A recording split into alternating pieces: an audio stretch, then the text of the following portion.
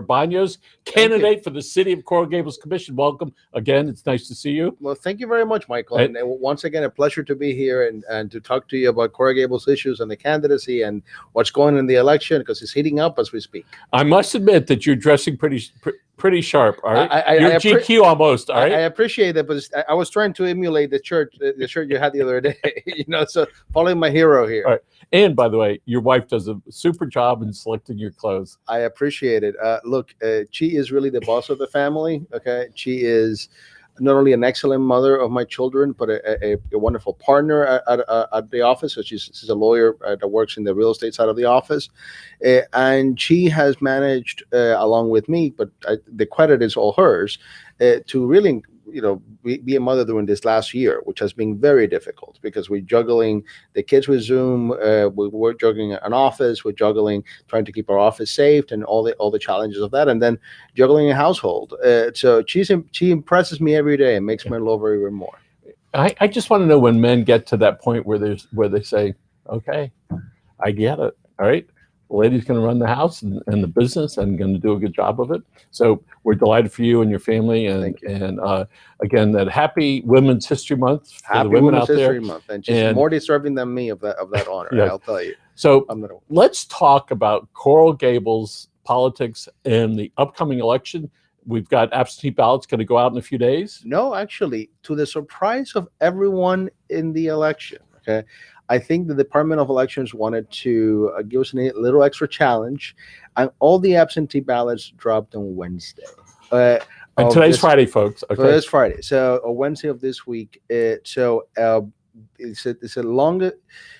It is a really question of what's going to happen in this election, because unlike many other elections in Coral Gables, we don't have the number of absentees that are actually coming into for this municipal election. We have over 14,000 absentees. That's record. That's double what was there last election cycle. And when the last election cycle was when? In 2019. Right. Okay. When that election took place. So these voters this week will very likely determine the outcome of what's going to happen on April 13th. So it was a big scramble this entire week because, I'm sure many voters are annoyed of all the mailers and all the communication that's come in, because the realization among the candidates is that this is the week that will make or break the campaign.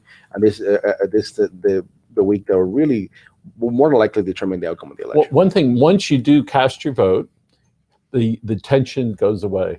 I've done what I can, all right? It's done, all right? But let's talk about the issues facing the citizens and the voters of Coral Gables. Well, we had our candidate forum, the second candidate forum. We had it this past Thursday, yesterday, and then the chamber forum happened earlier in the month, on the 13th. Unlike what I expected, it was a very congenial, happy. Was that the one that was on Zoom? That was the one that was on Zoom. Coral Gables Insider? Coral Gables Insider. By the way, I shared that, and thank you for recognizing that. All right. And what I thought was the most wonderful thing about the whole affair is that children actually got to ask the questions. So we had students from Carver Elementary, we had students from Coral Gables High, we had from some of the local schools, and it was the questions they formulated. That we had 5-year-olds all the way to teenagers asking questions, and all of them on point, because look, these are the future generations. Whoever's going to be commissioner, it is my sincere hope it'll be me, but whoever's going to be commissioner will really be there to effectuate changes that will affect all the generations coming through, which we will hope to be Gables residents that will continue to have a lifelong family here. And the environment was a big issue. Development continues to be a big issue, and I think development in the sense as it relates to them is about infrastructure development. If you're going to have these high rises as you have them here in downtown, but we seem to want to have, or the city commission has approved some out of scale development all over downtown Coral Gables.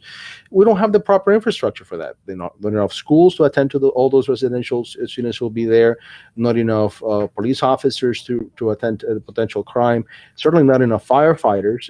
We've had the same 32 number firefighters, or same number of firefighters for now roughly I think 30 years. For the past 30 years, we have had exactly the same number of firefighters. Even though the population has quadrupled and about to boom again. About to boom again. So, it will be a significant. I mean, yes, there will be a tax base that will feed into the city, but that's not in a vacuum. It will require extra services. It will require extra places to put all these employees.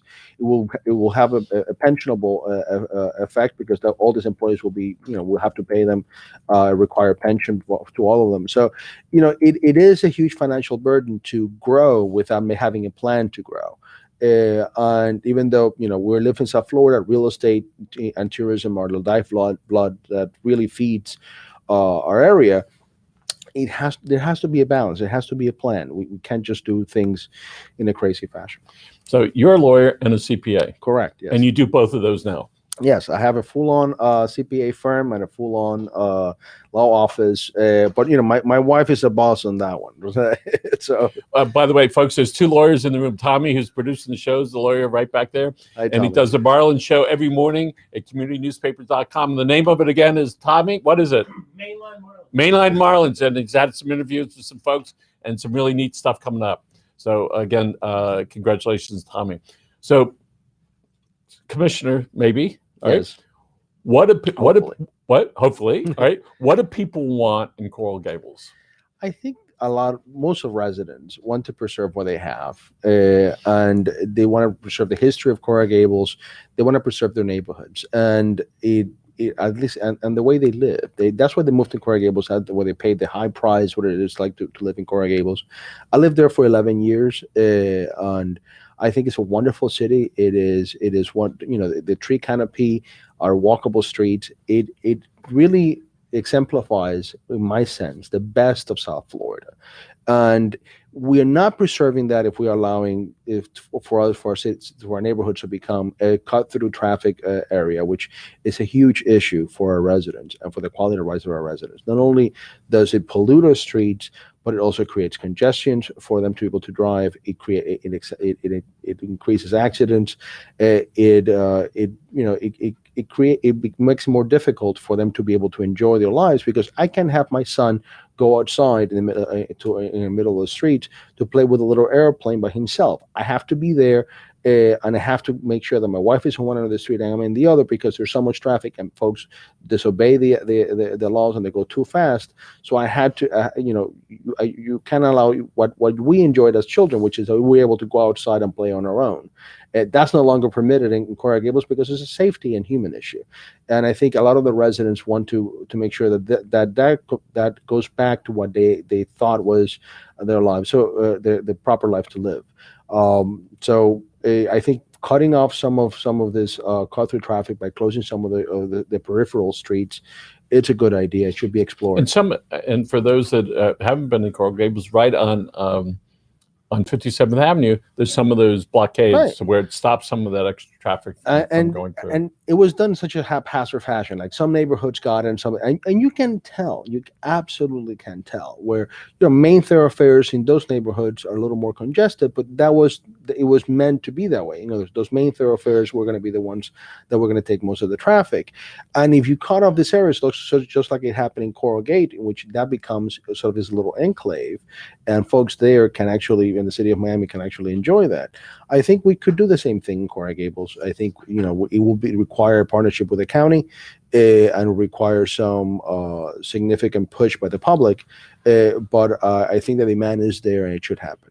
So, and you're pretty good with numbers, obviously, all right? Of and you course. served on the pension board for the city of Coral Gables, and prior to that, meaning 11 plus years. Before, here in the city of South Miami, which I used to be a resident in South Miami back then. And what years was that? I'm trying to remember that far back. So I know it that was you can. 2000 and late 2006 all the way to 2010. Actually 2011 when I was in the city, when I lived in the city of South Miami, and then I moved to 2011 in the city of Coral Gables, and then I've served in the city of Miami and the city of Coral Gables in the pension board. So you obviously have a passion for public service. Yeah, because I enjoy. I mean, you've been doing numbers. pensions for how many years? 20 years? No, What? 15 years right now. Yeah, That's all. And those are volunteer positions. These are volunteer positions. Look, for me, I can be a little nerdy about these things, and I can be a little passionate about these things. But look, it is a bread and butter issue for most residents. The fiscal fortitude, the ability of the city to spend funds in order for those funds to be utilized for the benefit of residents, is constrained by the city's debt. Okay, if we have too much debt, we're not free to be able to do all the other things that benefits directly our residents. Our pension liability is the largest debt we have aside from any bond issue. And if we don't put it under control, if we don't put the seeds today to make sure it doesn't balloon out of something manageable, of when we over $200 million in unfunded liability, it will completely constrain our future, including things like preparing the city for sea level rise and all the challenges that will essentially make all these issues today seem completely frivolous. And for a little fodder, about 10 years ago, the City Commission, Coral Gables, decided they wanted to expand City Hall. That's correct. Right? And they started building it. And then actually 20 years ago. 20 years ago. And a new commission got in. And tell our folks what happened to that construction. Well, that was the year in which Commissioner Cabrera and Commissioner Anderson were elected. And I think what happened was there was such a satisfaction with the detachment between what the residents wanted and what the commission was doing.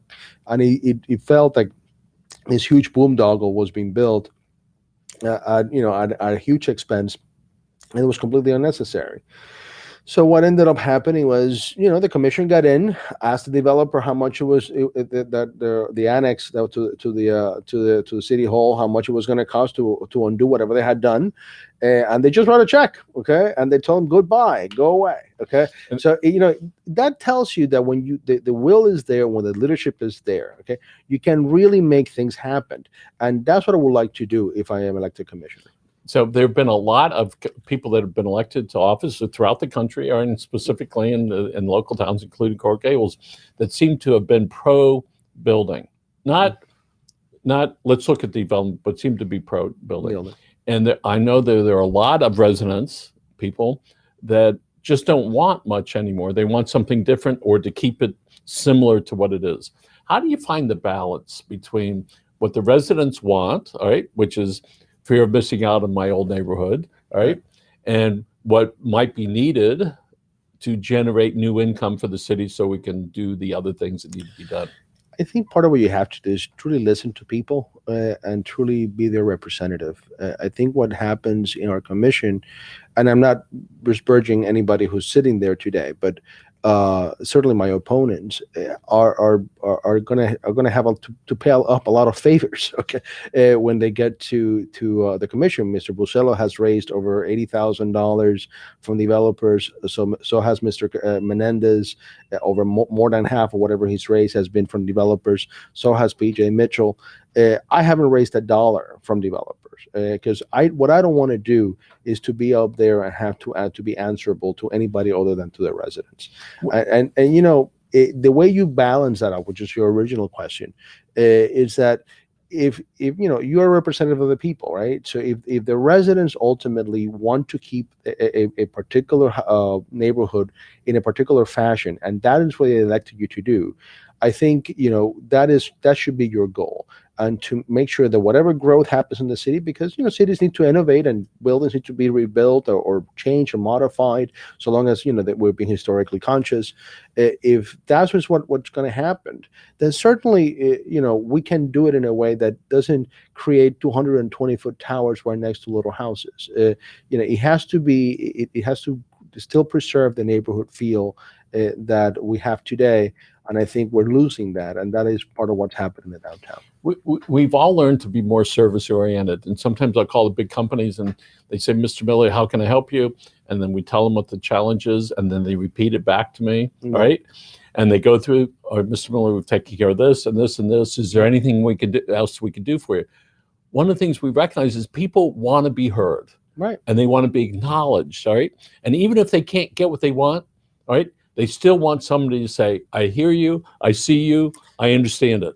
And it's the most basic thing you can do as an elected official. Look, as I've told many people, if I can achieve 20% of what I want to do in the next 4 years, I'll consider myself to be a lucky man. Okay, because I realize that there are many integral pieces to any particular solution, and it does require group effort among a commission.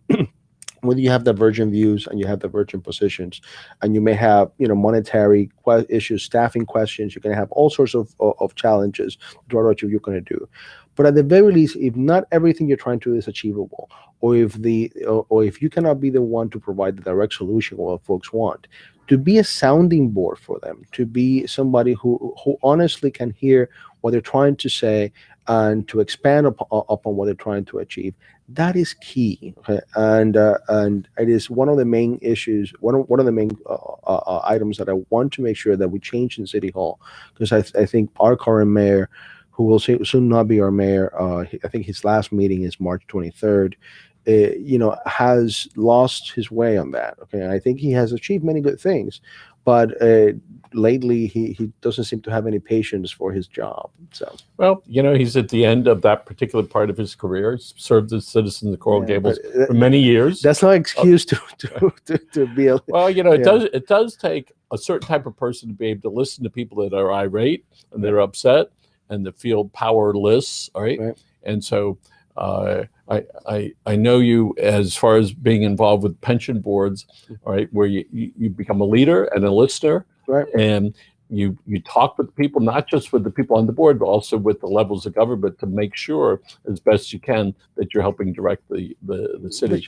And it's not just about that. Look, sometimes if your particular solution, what you thought the particular solution was, is not right, we should not be afraid of saying, you know what, you changed my mind.